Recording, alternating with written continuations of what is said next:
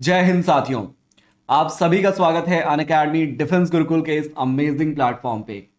इन sessions के माध्यम से हम आप तक डेली बेसिस पे प्रीवियस ईयर क्वेश्चंस का एनालिसिस करके आप सब तक पहुंचाते हैं बहुत ही शानदार तरीके से।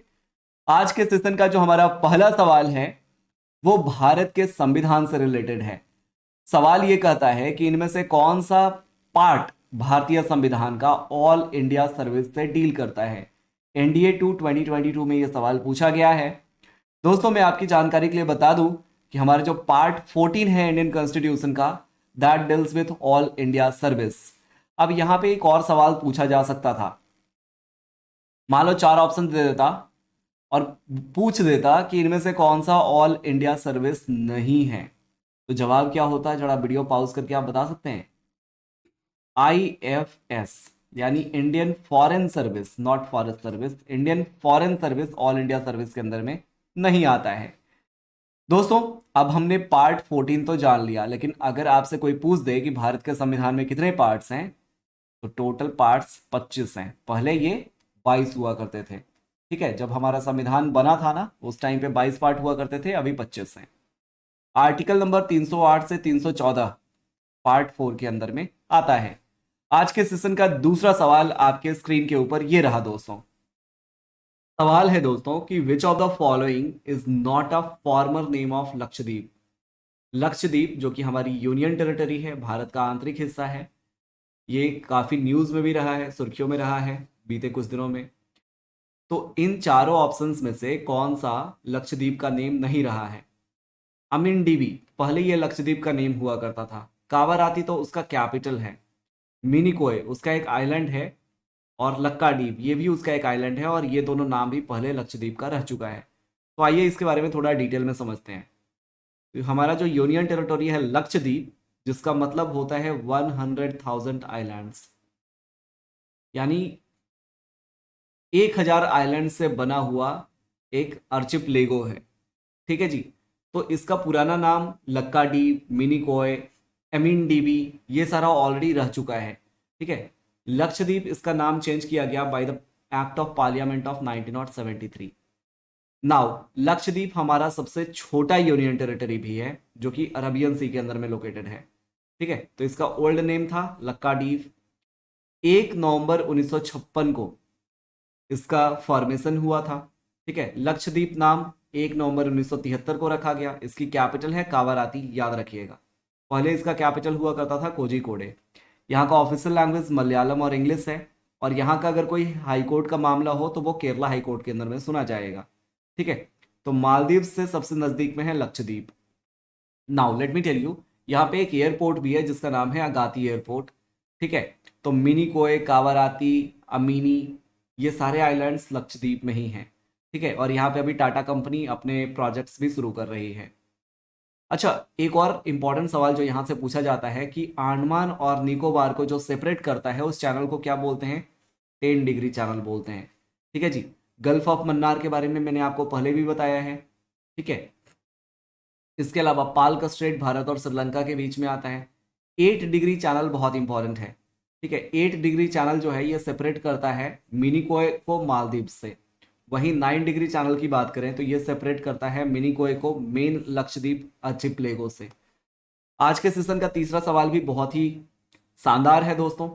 आपसे पूछा जा रहा है कि हर्मिट ऑफ शिमला के नाम से किनको जानते हैं? एनडीए 2022 में यह सवाल पूछा गया है। हर्मिट ऑफ शिमला, देखो ए ओ ह्यूम जिन्होंने इंडियन नेशनल कांग्रेस की स्थापना की थी 1885 में, इनको हम लोग हर्मिट ऑफ शिमला के नाम से जानते हैं। लेकिन क्यों? तो एओ ह्यूम को हम लोग father of Indian national Congress भी बोलते हैं, क्योंकि इंडियन नेशनल कांग्रेस की स्थापना तो इन्होंने ही की थी। ठीक है, पहला सेशन इंडियन नेशनल कांग्रेस का बॉम्बे में हुआ था 1885 में, और डब्ल्यू सी बैनर्जी को उसका प्रेसिडेंट बनाया गया था। ठीक है, तो इंपेरियल सिविल सर्विस में ब्रिटिश मेंबर थे एओ ह्यूम। ठीक है, इंडियन नेशनल कांग्रेस के फाउंडर हुए, और फादर ऑफ इंडियन ऑर्निथोलॉजी भी इनको बोला जाता है। ठीक है, याद रखेंगे ना? तो A O Hume, Allan Octavian Hume को हम लोग हर्मिट ऑफ शिमला के नाम से जानते हैं। अगला सवाल बेहद ही शानदार है दोस्तों। Which of the following Indian state is closest to the equator?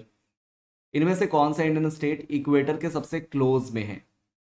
Tamil Nadu, Telangana, Andhra Pradesh, Goa. देखो यार, दो इंडियन स्टेट्स तमिलनाडु और केरला, ये इक्वेटर के सबसे करीब में है। आइए आपको मैप पे दिखाता हूँ। मान लो ये है अपना इक्वेटर, ठीक है, इधर से चला गया, तो यहाँ से सबसे नज़दीक में कौन सा आएगा? जो अपने साउदर्न मोस्ट स्टेट्स हैं, राइट। तो आपके पास ऑप्शन में क्या क्या है? तेलंगाना हो नहीं सकता, आंध्र प्रदेश दूर पड़ जाएगा, गोवा और ऊपर है, तो तमिलनाडु ही होगा ना। ये बहुत ही सिंपल सा क्वेश्चन था। The first spaceship sent out of the solar system was Mangalyaan, Pioneer 1, Pioneer 10 या Chandrayaan 2?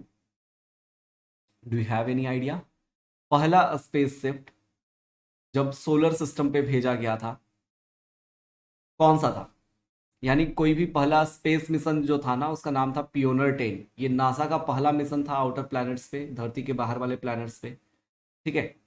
And this mission was a spectacular success, यानी ये सक्सेसफुल रहा, ठीक है। नाउ पियोनर 10, इसने लास्ट बार धरती पे सिग्नल्स भेजा था जनवरी 2030 में, ठीक है। तो आइए इसके बारे में थोड़ा सा और डिटेल में जानते हैं। वैसे चंद्रयान 2 के बारे में आपको मैं बताऊं, 2019 में गया था। चंद्रयान 3 2023 में गया, ठीक है जी। मंगलयान 2014 में गया था, जिसको हम लोग मॉम के नाम से भी जानते हैं, मार्स ऑर्बिटर मिशन, ठीक है। तो ये मार्स के एटमॉस्फेयर की पढ़ाई करने गया है। पियोनर 1 की बात करें तो ये अक्टूबर 1958 में लॉन्च हुआ था, ठीक है। और ये 38 kg का बहुत ही हल्का स्पेसक्राफ्ट था, जो कि नासा के द्वारा लॉन्च किया गया था। अगला सवाल बहुत ही आसान है दोस्त, नबार्ड का फुल फॉर्म आपसे पूछा जा रहा है। National agricultural bank for agro, agriculture होता है ना, एग्रो नहीं हो सकता, एसेट नहीं होता है, तो दो ऑप्शंस तो ऐसे ही रिजेक्ट हो गए, ठीक है। National bank for agriculture and rural development, national bank for agriculture and rural development. अब देखो, यहाँ पे न्यू बैंक है, न्यू नहीं होता है, नेशनल होता है, ठीक है जी। यानी रॉन्ग वाले को आप आइडेंटिफाई कर लो तो अपने आप राइट वाला मिल जाएगा, ठीक है। तो ये एक डेवलपमेंट बैंक है जो प्राइमरली रूरल सेक्टर में ज़्यादा फोकस करता है, ठीक है जी। अच्छा, इसकी स्थापना कब हुई थी, कब बना था ये? 1981 में। तो ये स्मॉल इंडस्ट्रीज को भी एक तरीके से बैक बैक सपोर्ट देता है। If the time at Greenwich is 11 AM, what will be the longitude at which the time is 9 AM? जहाँ पे टाइम 9 AM होगा, उसका लॉन्गिट्यूड क्या होगा? बहुत ही शानदार क्वेश्चन है ज्योग्राफी का। आइए इसके बाद इसको डिटेल में समझते हैं। दोस्तों, इसको समझने के लिए एक बेसिक सा नॉलेज होना चाहिए कि हर 15 डिग्री के लॉन्गिट्यूड ये कोरिस्पॉन्ड करता है 1 घंटे के टाइम डिफरेंस को, ठीक है। तो यहाँ पे 2 घंटे का टाइम डिफरेंस है ना। 9 AM और 11 AM में कितने घंटे का डिफरेंस आ जाएगा? 2 आवर्स का। यानी कि 15 15 30 डिग्री, और 30 डिग्री चला जाएगा माइनस में, यानी 30 डिग्री हो जाएगा वेस्ट में, ठीक है। तो हमारा राइट आंसर होना चाहिए 30 डिग्री वेस्ट।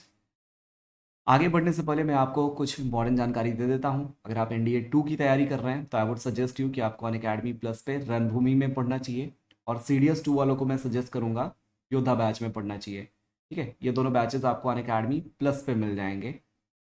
अनअकैडमी प्लस क्या है? अनअकैडमी प्लस इंडिया का सबसे बेहतरीन सब्सक्रिप्शन मॉडल है, जहां पे आप अनलिमिटेड नंबर ऑफ बैचेस को एक्सेस कर सकते हैं, ठीक है जी। साथ ही साथ वीर 2.1, जितने भी बच्चे CAPF की तैयारी कर रहे हैं, CAPF के भी अभी फॉर्म्स आने वाले हैं। लास्ट मौका है आपके पास अपनी तैयारी को एक्सेल करने का। अप्रैल 4 से इसकी बैचेस स्टार्ट हो चुकी हैं। प्रशांत सर, विशाल सर, सिद्धांत सर और संदीप सर इस बैच के अंदर में पढ़ा रहे हैं। साथियों, 50 डे का हार्ड चैलेंज, जिसका लिंक डिस्क्रिप्शन में भी दे रखा है, तो इस वीडियो के डिस्क्रिप्शन में आप जाकर के देख सकते हैं। 3700 इसकी प्राइस है, ये आपको फ्री में एक्सेस करने को मिल रहा है। लास्ट के 5 महीने का आप करंट अफेयर्स भी एक्सेस कर सकते हैं डिस्क्रिप्शन में दिए गए लिंक के थ्रू, ठीक है, और जो कि बिल्कुल फ्री है। आप हमारे सोशल मीडिया चैनल्स पर भी ज्वाइन कर सकते हैं। तो दोस्तों, इस वीडियो को देखने के लिए आप सभी का बहुत बहुत धन्यवाद। अगर ये वीडियो आपके लाइफ में इम्पैक्ट क्रिएट कर रही है तो इस वीडियो को अपने दोस्तों के साथ साझा करना ना भूलें। जय हिंद।